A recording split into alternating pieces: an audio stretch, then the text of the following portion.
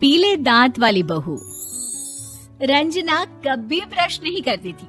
उसे कितनी बार उसके माँ बाप ने डांटा, लेकिन उसका कोई असर उस पर होता ही नहीं था, जिस कारण से उसके दांत पीले पीले हो जाते हैं। शादी के बाद अरे बहू, वैसे तो तुझ में कोई कमी नहीं है, पर तेरे दांत इतने पीले कैसे हैं बेटा? कैसे मतलब? कोई सर्जरी थोड़ी ना कराइए। वो तो क्या नाम, मैं ब्रश नहीं करती थी तो पीले हो गए। अब क्या करूं? आप कहे तो लाल करवा लूं या फिर काले? यार ये क्या है, क्यों माँ से लड़ रही हो? लड़ रही हूँ? अरे मैं लड़ रही हूँ या ये बोल रही है कि दांत पीले हैं, पीले।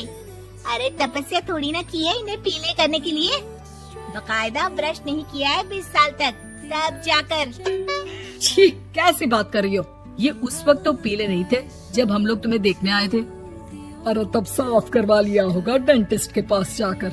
अब देखो कैसे पीले पीले लग रहे हैं। रंजना सास की तरफ गुस्से से देखती है। फिर शुरू हो गई पीले पीले पीले। अरे पीले तो तब भी थे जब मेरे हाथ का रसगुल्ला उड़ा उड़ा कर खा रही थी और बोल रही थी, लड़की नहीं गुणों का खजाना दे रहे भाई साहब आप।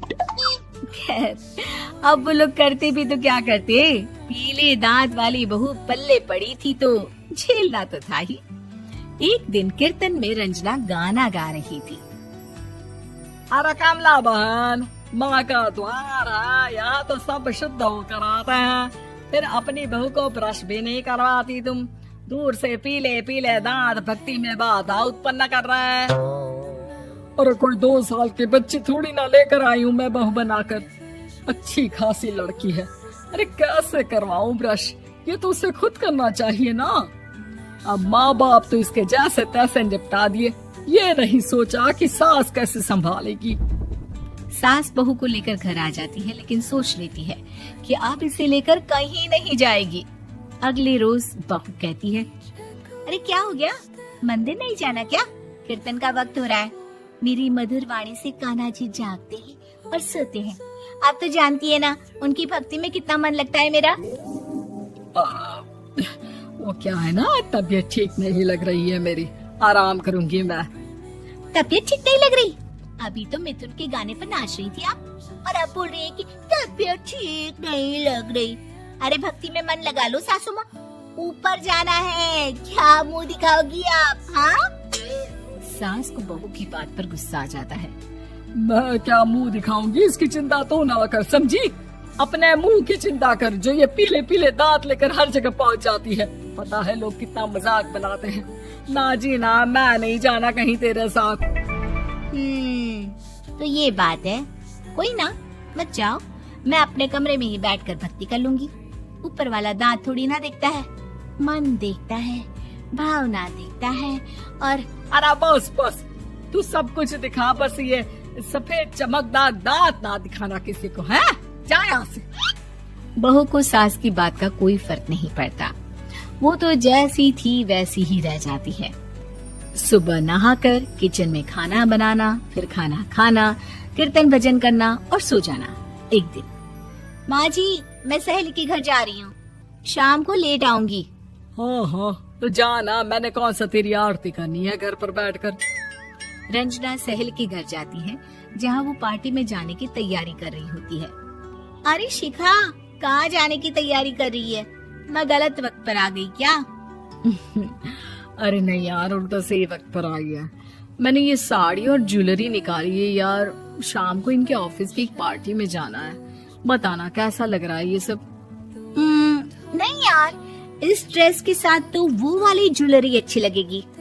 हाँ हाँ सही बोल रही है, मैंने ध्यान ही नहीं दिया। वैसे तो हमेशा से मस्त फैशन सेंस रखती है। तो बड़ा जाती होगी ना पति के साथ पार्टी में।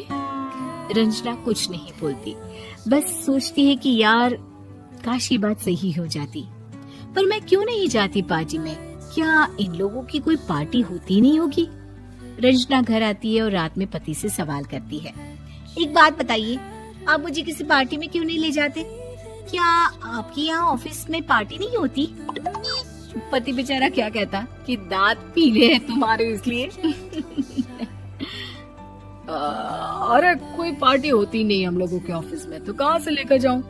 और मार्केट, मॉल, कहीं वीकेंड घूमना, कहीं तो। अरे यार सारे हफ्ते में एक छुट्टी मिलती है, तो सोचता हूँ कि आराम ही कर लूं। क्यों? रंजना मन मार के रह जाती है। पहले कभी सास के साथ मंदिर जाया करती थी, लेकिन वो भी सास ने ले जाना बंद कर दिया।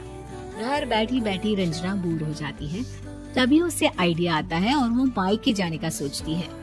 सासू माँ, 2 दिनों के लिए मम्मी के घर जा रही हूँ। अच्छा ठीक है, आराम से जा। और हाँ, माँ से कुछ अच्छी आदत सीख कर आना कि कैसे शरीर के हर भाग की तरह दांतों की सफाई भी जरूरी होती है, समझी? शुरू हो गई ना आप। वो लोग आपकी तरह नहीं है कि छोटी छोटी बात का बतंगड़ बना दे। उन लोगों के लिए मैं मायने रखती हूँ, ना कि मेरे पीले पीले दांत। रंजना माँ को बिना बताए उन लोगों को सरप्राइज देती है, लेकिन जैसे ही वो दरवाजे पर पहुँचती है, अंदर देखती है कि घर वाले कहीं जा रहे होते हैं। अब माँ, काश रंजना दीदी के दांतों वाली प्रॉब्लम नहीं होती, तो वो भी हम लोगों के साथ चलती ना बुआ जी की बेटी की शादी में। हाँ बेटा, लेकिन अब उसे कौन समझाए कि उसको उसके पीले दांत नहीं दिखते, लेकिन उसके आसपास के लोगों को कितना एम्बैरेसिंग फील कराते हैं। मुझे तो कितनी बार उसके स्कूल की टीचर ने शिकायत की कि उसके साथ कोई लड़की बैठना भी नहीं चाहती, और ना ही कॉलेज में कोई उससे बात करना चाहता था। लेकिन पता नहीं क्यों उसे ये बात समझ में ही नहीं आती। कोई कमी नहीं है उस लड़की में, बस यही कि दांत पीले हैं। वो तो भला हो जीजा जी और उनकी माँ का, जो दीदी को जैसी है वैसे ही रखा हुआ है। रंजना को अपने घर वालों की बात सुनकर बहुत दुख होता है। वो सोचती है कि वो क्या करे, लेकिन फिर वो सीधा डेंटिस्ट के पास जाती है, अपने दांत चमकाती है और कसम खाती है कि वो रोज ब्रश करेगी। अरे क्या हो गया? तुम तो 2 दिनों के लिए गई थी ना, पर कोई ना, अच्छा है, चलो आ गई तो। रंजना सास के सामने आकर खड़ी हो जाती है और पूरी स्माइल करती है, उसके चमकदार दांतों को दिखाती हुई। चले मंदिर।